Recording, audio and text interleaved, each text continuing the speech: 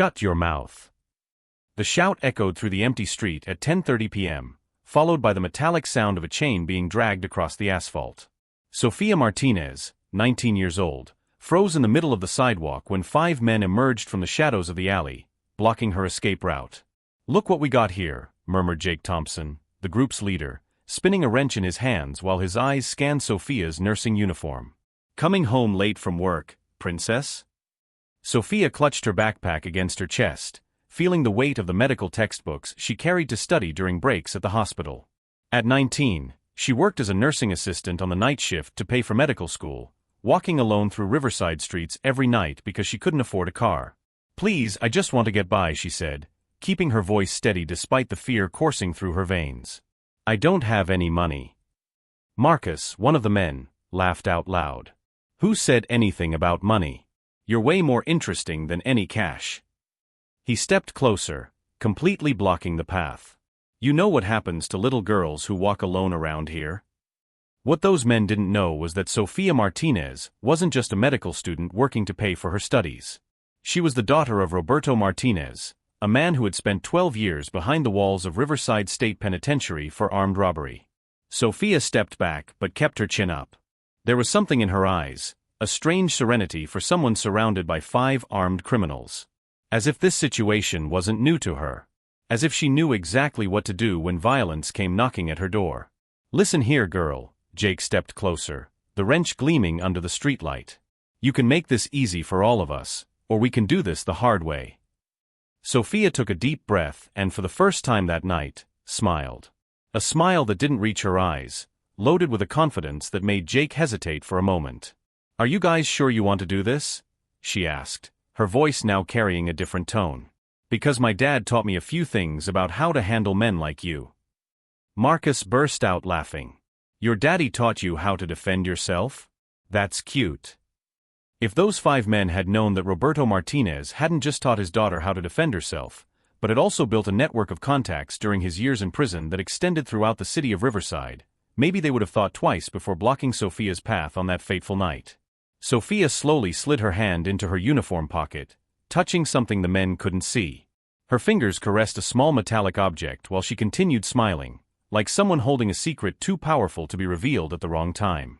If you're enjoying this story and want to know how a simple medical student managed to turn the tables on 5 criminals, don't forget to subscribe to the channel. What happened next will surprise you. "You know what, girl?" Jake spat on the ground, stepping closer. "I'm tired of talking. Guys, grab her." But before any of them could move, Sofia did something unexpected. She pulled out her cell phone and pressed a single button, holding the device up so everyone could see the screen. A low sound, almost inaudible, echoed from the device. "What the hell are you doing?" Marcus lunged forward, trying to grab the phone. "Calling my dad," Sofia replied calmly, slowly lowering the phone. "He should be here in about 3 minutes." All 5 men laughed in unison, but there was something forced about that laughter. Jake shook his head, pretending to be amused. "Oh, how scary. Daddy's coming to save his little girl." "Jake," called Tony, the youngest of the group, his voice carrying a note of concern. "We shouldn't be wasting time here. If someone calls the cops." "Nobody's calling anything," Jake cut him off, but his eyes never left Sofia's serene face. There was something disturbing about this girl's confidence. Besides, what harm could some nurse's daddy do? Sofia tilted her head, studying him like he was an interesting specimen. "Jake Thompson, right? You're the son of the guy who owns the auto parts shop on Main Street. That same shop that's been robbed 3 times in the past year." The blood drained from Jake's face. "How do you know my name? How do you know about my dad's shop?" "My father knows a lot of people in this city," Sofia said, her voice taking on an almost maternal tone. "Including people who know exactly who's been doing what around here. People who know, for example, that you and your friends are responsible for the robberies of the small shops downtown." Marcus took a step back, instinctively. "She's bluffing, Jake. How could she possibly know that?" "Because," a deep, rough voice echoed through the empty street, "my daughter has very good ears. And I have an even better memory." Everyone turned in the direction of the voice.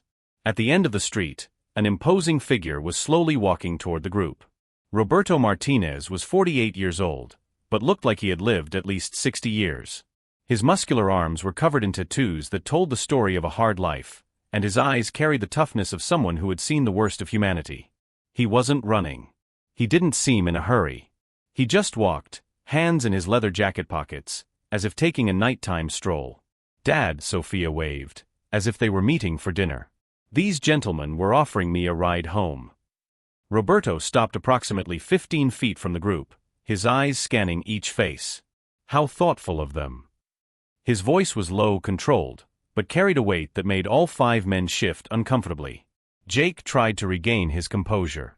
"Look here, old man, I don't know who you think you are, but there are 5 of us and only one of you." Roberto smiled, but it wasn't a pleasant smile.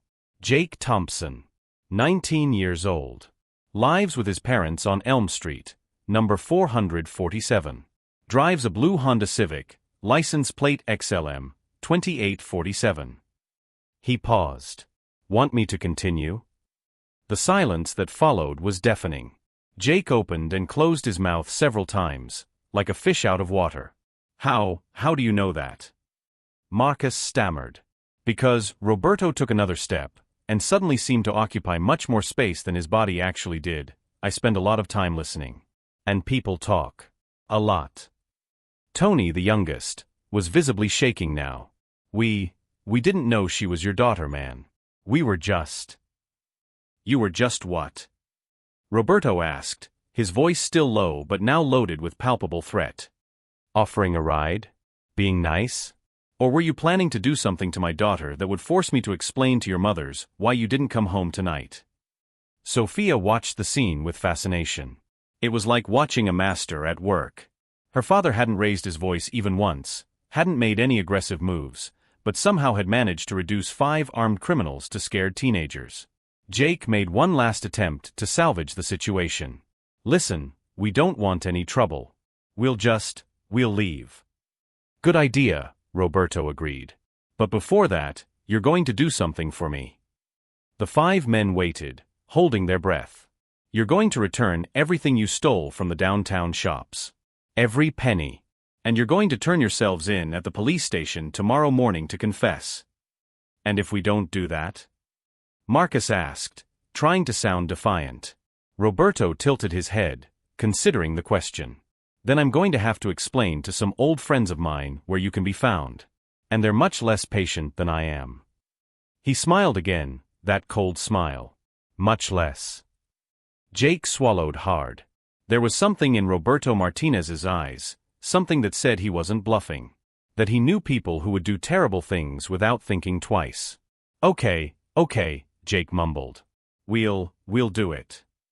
"Great," Roberto said, putting his arm around Sofia's shoulders. "Now get out of my sight before I change my mind about being civilized." The 5 men didn't need to hear it twice. They practically ran down the street, stumbling over each other in their rush to get away. Sofia looked at her father with admiration. "How did you know about the shop robberies?"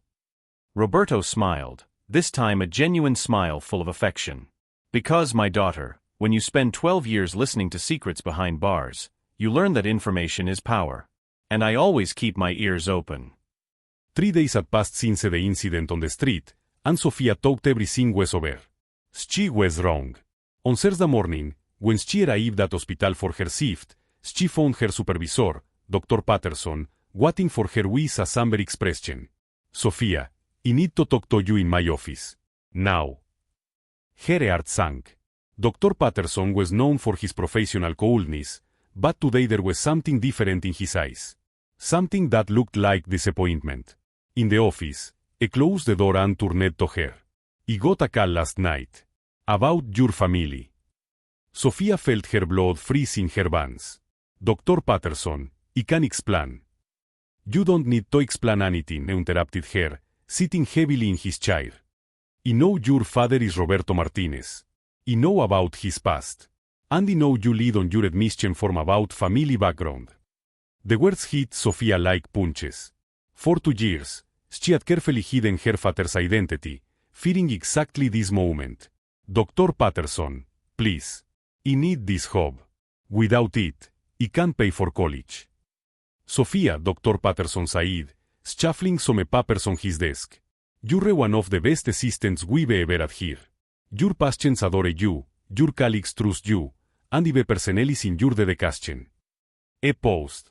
But the board is pressuring me. They said having an ex-convict daughter working here could hurt the hospital's reputation. Sofia felt tears sting her eyes. That's not fair. I'm not my father. I'm not responsible for what I did in the past. I know that. You know that. Bad people. Dr. Patterson shook his head. People judge. And in the medical world, reputation is everything. While Sofia struggled to find words, Dr. Patterson's phone rang. He answered reluctantly. Dr. Patterson. Yes, says here. I understand. When did this happen? Sofia watched the doctor's expression gradually change from resignation to surprise, and then to something closer to shock. All right, thank you for the information. He hung up the phone and stared at Sofia for a long moment. That was Detective Morrison from Riverside Police. What does the police want with me? Sofia asked, confused. Not with you. It's about Hake Thompson and his friends. They turned themselves in at the station yesterday morning and confessed to all the downtown shop robberies. Dr. Patterson leaned forward. They returned all the stolen money and signed complete confessions. No lawyers, no negotiations. They used, turned themselves in. Sofia tried to maintain a neutral expression, but instead she felt a mixture of pride and concern. Her father had kept his promise. But here is the interesting part, Dr. Patterson continued, studying her face. Thompson told the detective he was convinced by someone to do the right thing. Someone who helped him understand that small crimes lead to big consequences. Sofia remained silent, but Dr. Patterson wasn't finished. The detective also mentioned that Thompson and his friends have been working as volunteers in the soup kitchen at St. Peter's Church since Amanda, serving soup to homeless people. The doctor made a significant pause. The same church where, coincidentally, Roberto Martinez coordinates the reintegration program for ex-inmates. The world seemed to stop for a moment. Sofia finally understood the extent of what her father had done. He hadn't used scarce men, he had found a way to redeem them. Dr. Patterson, Sofia said cautiously, what does this mean for my job? The doctor leaned back in his chair, a slow smile forming on his face. It means he got a very interesting call this morning. From the mayor of the city, actually. Sofia blinked, surprised. From the mayor. Apparently, Roberto Martinez has been instrumental in reducing crime rates in the downtown area over the past 2 years. He works quietly with at-risk youth, helping them find jobs, get back to school, stay out of trouble. Dr. Patterson opened a drawer and pulled out a local newspaper. Did you know your father is mentioned here as an unofficial community leader, responsible for a 40% reduction in property crimes? Sofia took the newspaper with trembling hands. There was a small photo of her father, surrounded by community youth, panting over graffiti on a wall. The caption read, Roberto Martinez leads urban revitalization initiative with ex-inmates and at-risk youth. I didn't know, Sofia murmured, genuinely surprised. He never told me about this. Men like your father rarely talk about the good things they do, Dr. Patterson observed. They used to do them. And apparently, the whole city knows about it, except you. In that moment, Sofia understood something profound about Roberto Martinez. All these years, whilst she was hiding from his past, ashamed of his history, he was quietly building a new legacy. Not used for himself, but for the entire community. So she asked hesitantly, do you still have my job? Dr. Patterson laughed.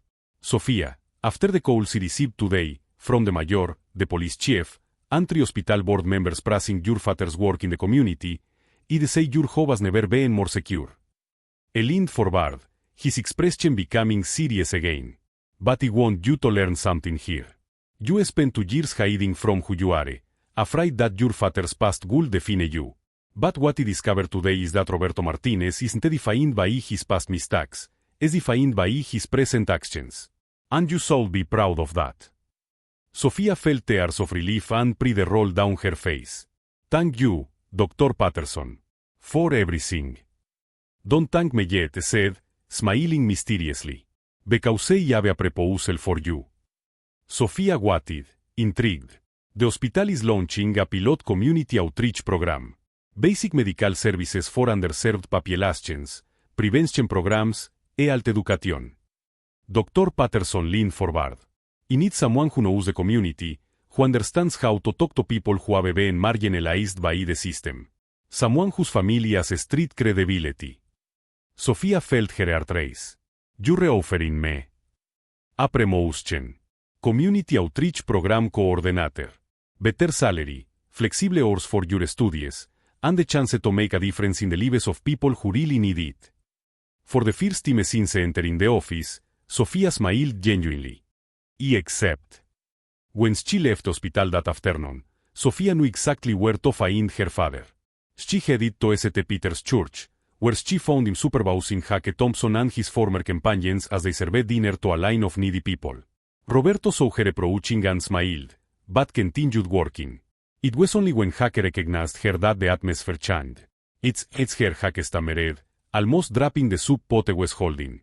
Roberto placed a firm hand on the young man's shoulder. Hake, this is my daughter, Sofia. And you're going to treat her with the respect she deserves. Understood. Hake nodded vigorously. Yes, sir. Sorry about what happened other night, Sofia. I didn't know.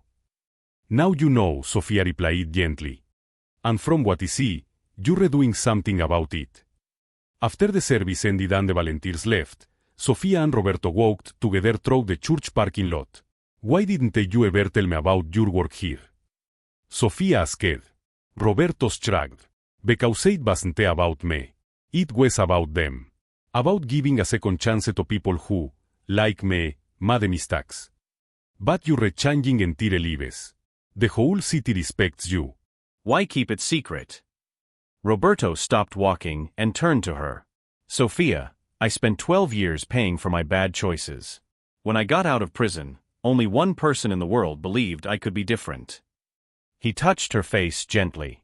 Your faith in me gave me strength to try to be better. Everything I do now is to honor that trust. Sofia felt tears in her eyes again. Dad, I'm sorry. For all these years when I was ashamed of you, when I should have been proud. You don't need to be proud of me, Roberto said softly. You need to be proud of yourself. For working so hard, for studying medicine, for wanting to help people. You became exactly the woman I dreamed you would become. In that moment, standing in a church parking lot where ex-criminals served the needy, Sofia finally understood that true strength didn't come from hiding the past, but from transforming it into something better. And she was ready to do exactly that. A week after the conversation with Dr. Patterson, Sofia was organizing medical supplies for the new community program when she received a call that would change everything. The voice on the other end of the line was tense, desperate. Sofia? It's Jake Thompson. I need to talk to you. It's urgent. She hesitated. Jake had transformed over the past few days, working as a volunteer and trying to fix his mistakes, but it was still strange to receive calls from him. What happened, Jake? It's about Marcus. He disappeared last night. And Tony is in the hospital. Sofia's blood went cold. What? What do you mean disappeared? Some guys from out of town showed up yesterday. Said they'd heard we'd turned ourselves in because of threats. They wanted to know who forced us to confess. Jake's voice was shaking. Tony tried to lie, said it was our decision, but they didn't believe him. They beat him up until he told them about your father. Sofia felt the world spinning around her. Where are you now? At the church, with your father. Sofia, these guys aren't like us. They're professionals. And they're looking for Roberto Martinez. Sofia hung up the phone and ran to her car. Throughout the entire drive to the church, her mind raced with terrible possibilities. Her father had built a new life, had become a pillar of the community, but the past had found a way to come back. When she arrived at the church, she found a scene she would never forget. Roberto was at the altar, surrounded by Jake and about a dozen other young people who participated in his programs. All armed with baseball bats, iron bars, anything they could use to defend themselves. Dad, what's happening? Sofia asked, running to him. Roberto wrapped her in a protective embrace. Some old acquaintances of mine from prison found out where I am. Seems they didn't like the idea of someone trying to get out of their world. But you didn't do anything wrong, Sofia protested. You changed your life. You help people. And that's exactly why they're angry, said a harsh voice from the church entrance. Everyone turned. A tall, thin man was standing at the door, accompanied by 3 other men. Sofia immediately recognized the type, career criminals, the type her father used to be. "Hello, Roberto," the man said, walking slowly down the center aisle. "It's been a while." Roberto pushed Sofia behind him. "Carlos. Thought you were still serving time. Got out last month. And you know what the first thing I heard was?" Carlos smiled, but there was no humor in his expression. That Roberto Martinez had gone holy. That he was turning kids in to the police, making them confess to crimes. "I helped those kids do the right thing," Roberto replied calmly. "Something you would never understand." Carlos laughed loudly. "The right thing? Roberto, did you forget who you are? Did you forget the code?" It was at that moment that Sofia understood the true extent of her father's sacrifice. He hadn't just left a life of crime behind. He had challenged an entire system, an entire mentality that said people like them couldn't change. "The only code I follow now," Roberto said, his voice echoing through the church, "is doing what's right. Protecting my family and my community." Carlos pulled out a gun, pointing it directly at Roberto. "Then you're going to have to choose. Your life or hers." The silence that followed was broken by an unexpected sound, police sirens approaching rapidly. Carlos looked nervously around. "How did they know?" he shouted. Jake stepped forward, holding his phone. "Because I called them when you guys arrived. Roberto taught me that when you see something wrong happening, you act. You don't just stand there." Carlos turned the gun toward Jake, but before he could shoot, something extraordinary happened. All the young people at the altar moved as one, forming a human barrier between Carlos and his targets. "You want to shoot Roberto Martinez?" shouted Tony, who had arrived from the hospital with his arm in a cast. "You're going to have to shoot all of us first." Sofia watched with tears in her eyes as a dozen young people, some who had been criminals, others who had been saved from becoming criminals, risked their lives for the man who had believed in them when no one else would. The church doors opened and police officers came running in. Carlos and his men were quickly surrounded and disarmed. But Sofia knew the real victory wasn't in the arrest of the criminals. The real victory was in the faces of the young people around her father. It was in Jake Thompson's transformation, from a criminal into a young man who called the police to protect others. It was in the entire community that had come together to defend the man who had dedicated his life to defending them. As Carlos was being led away in handcuffs, he shouted one last threat: "This isn't over, Roberto. There will always be someone who wants to bring you down." Roberto put his arm around Sofia and looked directly at Carlos. "Let them come," he said calmly. "Because for every one like you, I've created 10 like them." He gestured to the young people around him. "And they know it's worth fighting for what's right." It was at that moment that Sofia finally understood the true power of redemption. Her father hadn't just changed his own life. He had created a wave of change that spread throughout the community, transforming potential criminals into defenders of justice. The battle had been won, but the war for the soul of the community would continue. And Roberto Martinez, the ex-convict who had become an unlikely hero, would be on the front lines, fighting not with violence, but with hope. 6 months after the confrontation at the church, Sofia was standing on the stage of the city convention center, looking at an audience of more than 500 people. Beside her, Roberto nervously adjusted the microphone, clearly uncomfortable with all the attention.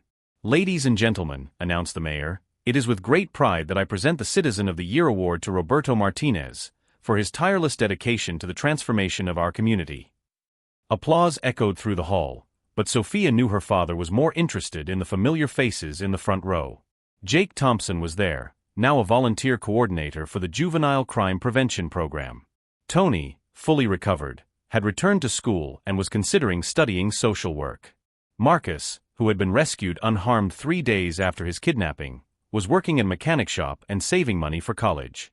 When Roberto approached the microphone, silence took over the hall. "A few years ago," he began, his deep voice echoing through the speakers, I was exactly the kind of person you would cross the street to avoid. I had lost my dignity, my family was ashamed of me, and I believed it was too late to change. He paused, his eyes meeting Sofia's in the audience. But my daughter taught me something that changed everything. She taught me that the past doesn't define who we are, our choices today define us. Roberto took a deep breath.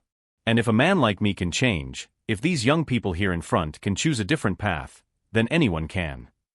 Dr. Patterson, who was sitting next to Sofia, whispered, "Your community program has already served more than 1,200 people this year. The juvenile crime rate has dropped 60% in the neighborhoods where you operate." Sofia smiled, but her greatest satisfaction didn't come from the numbers. It came from the letters she received weekly from families whose children had been saved from crime. It came from parents who now sought Roberto for advice on how to deal with rebellious teenagers. It came from the complete transformation of a community that had learned to believe in redemption. Roberto continued his speech. "This award isn't mine. It belongs to every person who believed that change was possible. It belongs to the police officers who gave me a chance instead of judging me for the past. It belongs to the business owners who hired ex-convicts, giving them dignity through work. And mainly, it belongs to the young people who chose a different path even when the easy way seemed more attractive." When Roberto finished his speech, Jake Thompson asked for permission to speak. The young man who a year before had terrorized Sofia on a dark street now climbed onto the stage with confidence and purpose. "I wanted to tell you about the day my life changed," Jake said, his voice clear and strong. "It wasn't when I was arrested. It wasn't when I confessed my crimes. It was when a man I had disrespected looked me in the eyes and told me I could be better." Jake looked directly at Roberto. Roberto Martinez didn't threaten me. He didn't force me to change. He simply believed I had potential to be a good person. And that belief changed everything. The audience was completely silent, absorbing every word. "Today, instead of robbing stores, I help other young people find jobs. Instead of causing fear on the streets, I work to make them safer. And all of this because someone refused to give up on me." After the ceremony, Sofia found her father in the parking lot, away from the crowds and cameras. He was leaning against the car, looking at the stars. "How does it feel to be officially a hero?" she asked, joking. Roberto chuckled softly. "I feel exactly like I've always felt. Like a father trying to leave a better world for his daughter." Sofia hugged him tight. "You did it, Dad. Not just for me, but for hundreds of families in this city." "No," Roberto corrected her gently. "We did it. Because you taught me that redemption isn't something you achieve alone. It's something you build together with the people you love." As they drove home that night, Sofia reflected on the extraordinary journey they had traveled. Her father had proven that no matter how deep someone has fallen, there's always a ladder back to the light. But more importantly, he had shown that true redemption isn't just about changing your own life, but using that change to transform the lives of others. In the passenger seat, Roberto broke the silence. "You know what the best part of all this is?" "What?" 10 years from now, when Jake is helping another lost young person, he'll tell this story. And that young person will tell it to another. And another. Roberto smiled. Redemption is like a stone thrown into water. The ripples keep spreading long after we forget about the stone. Sofia understood that this was the true victory. Not just individual transformation, but the creation of an infinite cycle of hope and second chances. Roberto Martinez had entered prison as a criminal and left as a sower of redemption. And the seeds he planted would continue germinating for generations, proving that even in the darkest places, there's always hope for those brave enough to choose the light. If this story of transformation and second chances touched your heart, don't forget to subscribe to the channel for more inspiring stories that show how ordinary people can become extraordinary heroes through their daily choices.